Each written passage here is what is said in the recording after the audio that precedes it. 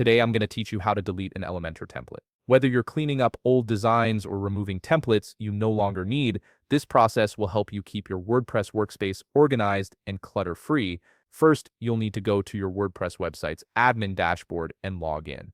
Make sure you're using the correct credentials to access your site. Once you're logged in, you'll see the main dashboard where all your site management options are available. Next, navigate to Templates in the left sidebar menu, then click on Saved Templates. This section houses all the Elementor templates you've created or saved over time. It's essentially your template library where every design you've built is stored and ready to be reused or edited. Once you're in the Save Templates section, you'll see a list of all your templates. If you have many templates, you can scroll through the list to find the one you want to delete. Alternatively, use the search bar at the top to quickly locate the specific template by name. This saves you time, especially if you have a large collection of designs.